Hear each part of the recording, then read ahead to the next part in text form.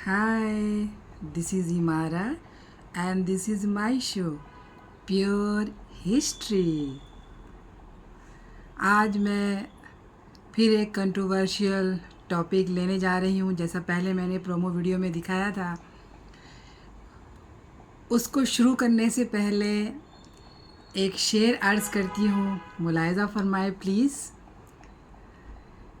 हम करें किस पर भरोसा, पत्थरों के शहर में है हर एक चेहरे पे चेहरा, पत्थरों के शहर में। दिल मेरा इसी एक जुर्म पे तोड़ा गया शफ़क़त, आईने का मोल पूछा पत्थरों के शहर में। आज ये पत्थरों का शहर जो मैं बता रही हूँ, ये मैं इसलिए इस्तेमाल या यूज़ कर रही हूँ आम्रपाली के लिए। आम्रपाली के लिए मैं बना रही हूँ ये शो। उससे पहले मैं थोड़ा ब्रीफ हिस्ट्री बताना चाहूँगी। जैसे मैंने पहले भी बताया था आपको हिस्ट्री के बारे में कि ये तो मैं तो हमेशा रियल हिस्ट्री बताती हूँ। तो हिस्टोरिकल पीरियड को 3 हिस्सों में बांटा गया है, जैसे pre historical period, proto historical period and historical period. Pre historical period वो होता है जिसमें इंसान को पढ़ना लिखना नहीं आता था, पर वो चित्रकारी करना जानता था। तो वो गुफाओं में, पत्थरों पे, स्टोन एज में चित्र बनाया करता था। चित्र यानी पत्थरों पे, जैसे भीमबेटका की गुफाओं में मिला है बहुत सारे स्टोन एज के। प्रोटो उसे कहते हैं हिस्टोरिकल, जिसके अंदर इंसान को लिखना पढ़ना तो आ गया था, पर उसकी लिखावट आज तक हम पढ़ नहीं पाए हैं। जैसे कि सिंधु घाटी सभ्यता, उसकी जो लिपि और स्क्रिप्ट है आज तक कोई भी नहीं पढ़ पाया कि वो क्या लिखा हुआ है। उसके बाद आता है हिस्टोरिकल पीरियड। हिस्टोरिकल पीरियड ये कहलाता है जैसे कि इंसान को लिखना भी आया, पढ़ना भी आया, और उसे हम समझ भी सकते हैं और उसे हम पढ़ भी सकते हैं। तो ये 3 पीरियड हमने समझाया, वो इसलिए पर समझाया कि मैं स्टेप बाय स्टेप आना चाहती हूँ। जैसे पहले प्री हिस्टोरिकल पीरियड, उसके बाद प्रोटो सिंधु घाटी सभ्यता जो ब्रॉन्ज एज है, उसके बाद फिर आया हिस्टोरिकल पीरियड यानी वैदिक सभ्यता। वैदिक सभ्यता के बाद आता है लेटर वैदिक सभ्यता, और उसके बाद आता है जनपद और महाजनपद। यानी इंडिया में 16 महाजनपद थे, जनपद हुआ करते थे। जैसे छोटे छोटे जो राज होते थे और उसके कैपिटल भी होते थे, और हर राज का एक राजा भी हुआ करता था। तो पहले जन बना, फिर जन से पद बना, जनपद बना।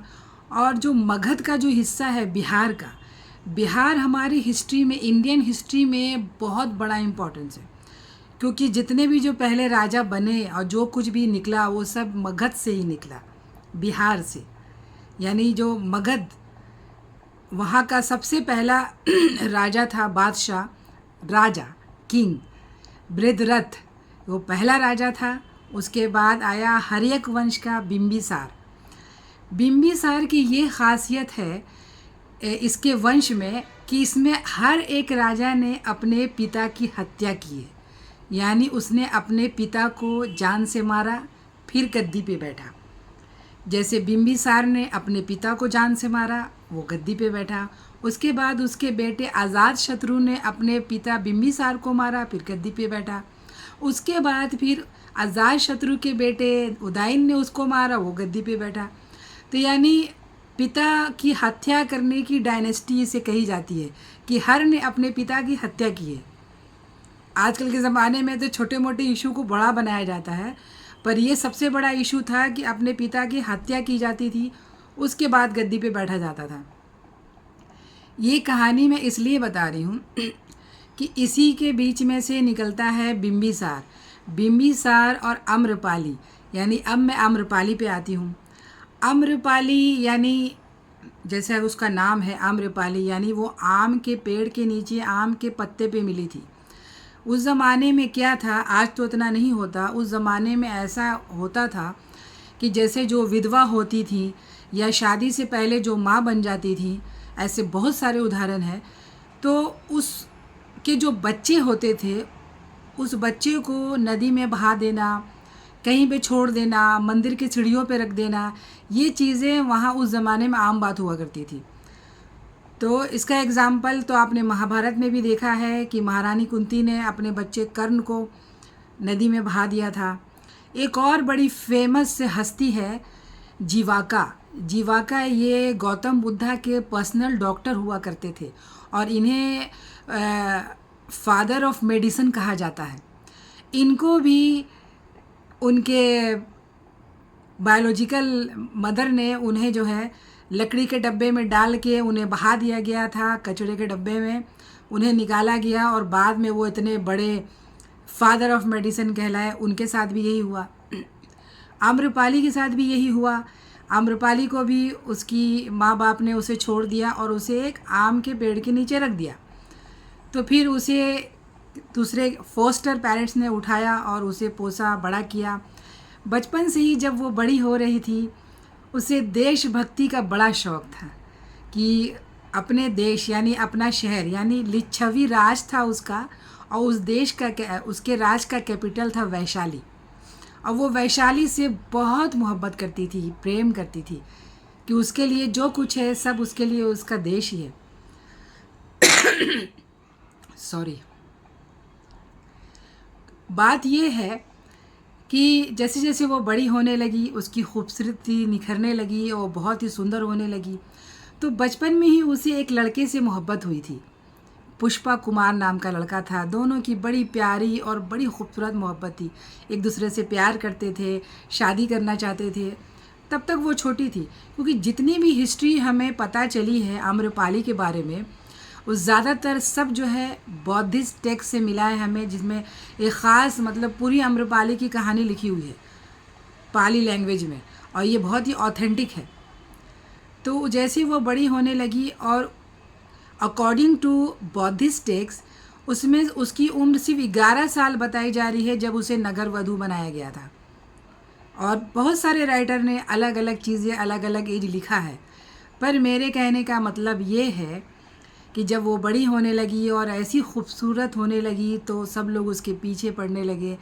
उसकी सुंदरता और उसकी चीज़ों पे लोग मोहित होने लगे। ऐसी खूबसूरती, मैं उसकी खूबसूरती को एक कोहिनूर डायमंड से कंपेयर करना चाहती हूँ। क्यों? क्योंकि खूबसूरत तो वो बहुत थी, पर नसीब भी उसका कोहिनूर डायमंड के जैसा ही था। इधर से उधर, उधर से इधर, इधर से उधर, यानी भटकते रहना, कभी इस गोद में कभी इस गोद में। तो जब वो बड़ी होने लगी तो लोगों में झगड़े होने लगे कि भाई ये मुझे चाहिए, ये मुझे चाहिए। तो उसके पेरेंट्स जो हैं वो परेशान होने लगे कि भाई हम क्या करें। और उस ज़माने में दुनिया का पहला डेमोक्रेटिक कंट्री देश था वो लिच्छवी यानी वैशाली, यानी गणतंत्र। वहाँ डेमोक्रेसी थी, वहाँ राजा को चुन के लाया जाता था, वहाँ संसद भी होती थी। ये देश का पहला गणतंत्र शहर था यानी दुनिया का। तो फिर वो लोग जो है उसके पेरेंट्स वैशाली को ले करके राजा के पास जाते हैं। तो राजा के पास जाने के बाद उनसे बताते हैं कि भाई हर राजा, जितने भी अलग अलग देश के जो राजा हैं यानी जनपद महाजनपद के जो राजाएं हैं, वो सब चाहते हैं आम्रपाली को शादी करना या उसको पाना। और इसमें हमारे शहर या हमारे जो वैशाली है उसके बर्बाद होने का ख़तरा है। तो क्या किया जाए, आखिर उसको कैसे बचाया जाए। तो बिना आम्रपाली से कोई चीज़ पूछे बगैर वहाँ के लोगों ने ये निर्णय लिया कि वैशाली में झगड़ा या खून खराबा को बचाने के लिए इसे जो है एक वहाँ के राजा ने वेश्या घोषित कर दिया। भाई क्यों वेश्या घोषित कर दिया आपने? डेमोक्रेटिक कंट्री थी, डेमोक्रेसी था, तो किसी ने भी ये जानने की कोशिश नहीं की कि आम्रपाली क्या चाहती है, उसके दिल में क्या है, वो क्या करना चाहती है। किसी ने भी ये जानने की कोशिश नहीं की। क्यों? ये कैसा डेमोक्रेसी था? ये तो हिपोक्रेटिक हो गई। क्योंकि ये उससे पूछना चाहिए था कि वो अगर किसी को चाहती है तो उसके पर्सनल पॉइंट ऑफ व्यू को जानना चाहिए था लेकिन नहीं, वहाँ के राजा ने और वहाँ के लोगों ने उसे एक बहुत बड़ा महल दे दिया, नौकर चाकर, धन दौलत शोहरत सब दे दिया, और यहाँ तक कि वो कौन से मर्द के साथ कब सोएगी इसका अधिकार भी उसे दे दिया। पर उससे ये नहीं पूछा गया कि उसकी पर्सनल पॉइंट ऑफ व्यू क्या है। मैं इसके ख़िलाफ़ हूँ कि ये क्या तरीक़ा है। इस तरीके से किसी लड़की को आप जो है नगर वधू घोषित कर देते हैं, क्योंकि आपके देश को बचाना है, आपको अपने देश की रक्षा करनी है, तो आप लड़की को आप जो है वेश्या घोषित कर देंगे कि वो हर के साथ सोएगी और हर के पास वो जाएगी। ये क्या हुआ?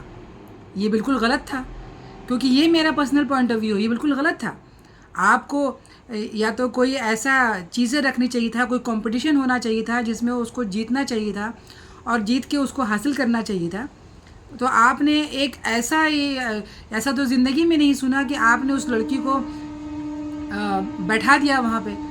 और चूँकि आम्रपाली अपने देश से बड़ा प्रेम करती थी, वो बहुत कम एज की थी, उसने चुपचाप वो निर्णय को स्वीकार कर लिया कि चलो जो हमारे राजा ने बोला है वो हमें करना है। और वो अपनी आत्मा को, यानी उसकी आत्मा तो उसी दिन मर गई कि उससे किसी ने पूछा नहीं कि उसकी फीलिंग्स क्या है, बस उसे बना दिया कि तुम्हें ये करना है। अजब लोग हैं। उसके बाद फिर क्या होता है कि हर्यक वंश का जो बिंबिसार, जो पहले मैं आपको बता रही थी, वो आक्रमण करने आता है वैशाली पे। तो जब उसे पता चलता है आम्रपाली को, तो आम्रपाली जो है बिंबिसार को बोलती है कि आप हमारे देश पे आक्रमण ना करें प्लीज़। तो बिंबिसार बड़ा खुश होता है और आम्रपाली को देख के ही वो मोहित हो जाता है, उसको उससे प्यार हो जाता है, और फिर आम्रपाली और बिंबिसार का प्रेम संबंध शुरू होता है, और वो देश पे आक्रमण नहीं करता है और वो जो है उसकी बात मान लेता है।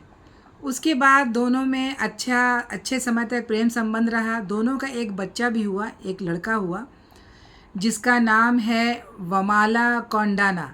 ये हिस्ट्री में लिखा हुआ है। दोनों से एक बच्चा भी पैदा हुआ। उसके बाद क्या होता है कि जब अजातशत्रु बड़ा होता है, यानी अजातशत्रु महारानी चेलना का बेटा था, दूसरी रानी, और वो बिंबिसार का बेटा था, तो जाहिर सी बात है उसने अपने पिता की हत्या कर दी और वो खुद राजा बन गया।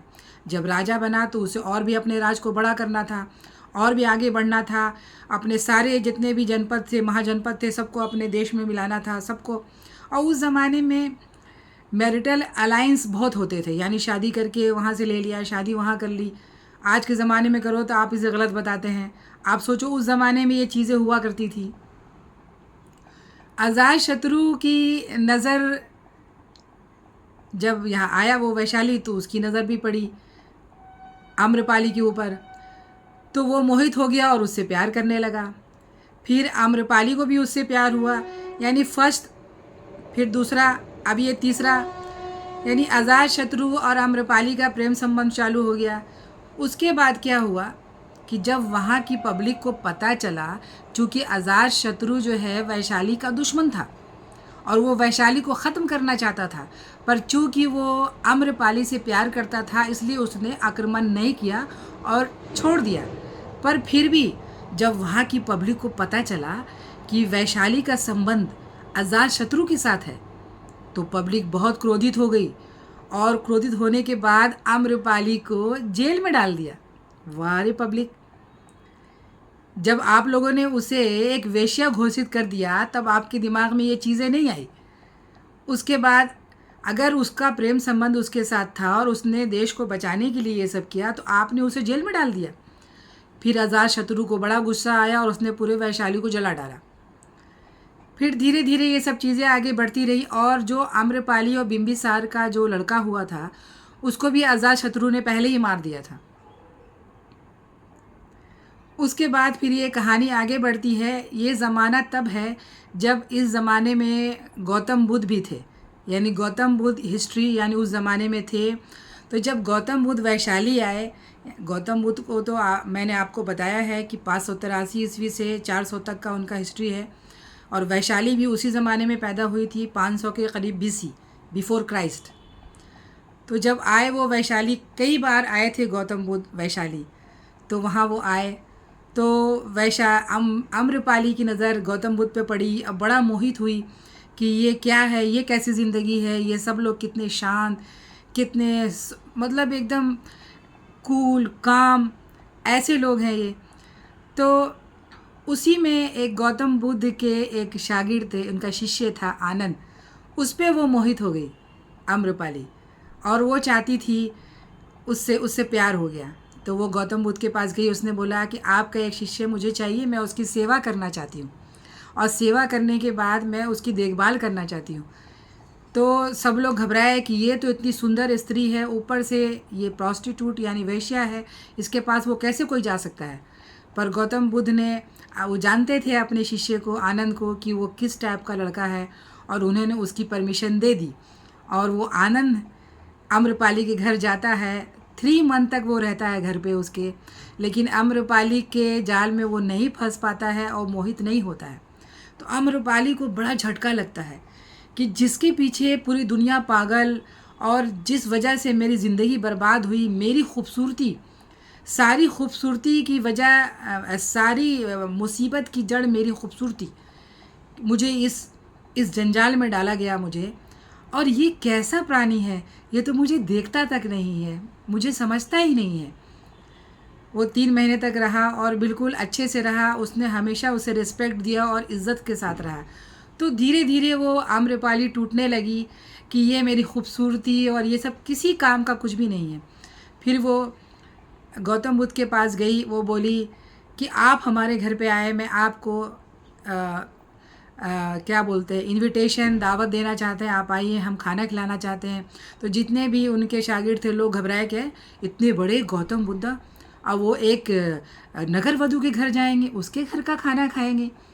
लेकिन गौतम बुद्ध ने एक्सेप्ट किया और उनके घर गए, घर जाके खाना भी खाया। तो ये इसका सबूत ये है कि आज दिल्ली में नेशनल म्यूज़ियम में एक हाथी के दांत पे एक चीज़ पेंटिंग खुदी हुई है, मूर्ति बनी हुई है, जिसके अंदर गौतम बुद्ध के साथ आम्रपाली को दिखाया गया है कि वो उसकी सेवा उसने कैसे की थी और वो कैसे आए थे। ये सब हिस्ट्री है, ये बताया गया उसके अंदर, ये नेशनल म्यूज़ियम में रखा हुआ है। तो जितनी भी चीज़ें मैंने आपको बताई, जैसे कि आपको महावामसा, ये बुद्धिस्ट ग्रंथ है, ये अम्बापाली का, ये तो बिल्कुल इसी पे लिखा हुआ है, ये सब बुद्धिस्ट टेक्स्ट है। ये सब के अंदर पूरी कहानी है, बहुत अच्छी खूबसूरत ढंग से आम्रपाली को डिस्क्राइब किया गया है कि किस ढंग से उसकी ज़िंदगी की उतार चढ़ाव और ये सब चीज़ों से वो गुज़रती है, वो कैसे इस घुटन भरी ज़िंदगी से, कि किसी ने उसके दिल को नहीं चाहा, ना समझा कि भाई वो चाहती क्या है, उसकी खुशी किस चीज़ में है। हर को सिर्फ उसकी खूबसूरती से मोहब्बत थी, सिर्फ उसकी खूबसूरती से, कोई भी उसे चाहता नहीं था। तो इसीलिए फिर बाद में वो गौतम बुद्ध के करीब आई और उनकी शागिर्द, यानी अगर पहले गौतम बुद्ध के जो शिष्य होते थे उसमें एक भी लेडी नहीं हुआ करती थी, पर गौतम बुद्ध ने परमिशन दिया और ये पहली लेडी थी जो इसके अंदर यानी उनके शिष्य बनी। और भिक्षुक लेडी जिसको बोलते हैं, यानी वो सन्यासिनी बन गई, सन्यासिनी। और वो ज़िंदगी भर जब तक ज़िंदा रही अपने सारे धन दौलत को त्याग दिया और सन्यासिनी बन करके उसने अपनी पूरी ज़िंदगी बिताई। तो मेरे कहने का मतलब है कि आम्रपाली की ज़िंदगी में जो कुछ भी हुआ, उसकी ज़िंदगी का ज़िम्मेदार कौन है? उसने ऐसा कौन सा गुनाह कर दिया था कि उसको इस ढंग से स्टेप बाय स्टेप उसकी आत्मा से खिलवाड़ किया गया, उसकी आत्मा से खिलवाड़ किया गया कि आप अगर खूबसूरत हो और आपके लिए अगर झगड़े हो रहे हैं तो आपको कोर्ट में बैठा दिया जाएगा। ये मुझे समझ में नहीं आया और इसीलिए मैं इस चीज़ के बिल्कुल ख़िलाफ़ रही कि ये डेमोक्रेसी था तो उसका पर्सनल ओपिनियन लेना चाहिए था और धीरे धीरे उसके लाइफ, क्योंकि कभी भी वो शादी नहीं कर सकती थी, यानी जो सबसे खूबसूरत चीज़ जो औरत की ज़िंदगी में होता है वो शादी नहीं कर सकती थी। वो सिर्फ सबकी रातें रंगीन कर सकती थी लेकिन वो शादी नहीं कर सकती थी। तो इस ढंग से लोगों ने उसे बना दिया। लेकिन लास्ट में जब गौतम बुद्ध उनकी ज़िंदगी में आए और वो एक वाकई में एक अच्छी ज़िंदगी और सादगी भरी ज़िंदगी और एक ख़ूबसूरत ज़िंदगी की राह पे चल पड़ी कि हाँ, शायद मैं इसी का इंतज़ार कर रही थी और यही मेरी ज़िंदगी है। तो आप लोग इसे समझें कि मैं कहना क्या चाह रही हूँ आम्रपाली के बारे में, और अपने अपने आप ओपिनियन प्लीज़ बताएं। धन्यवाद।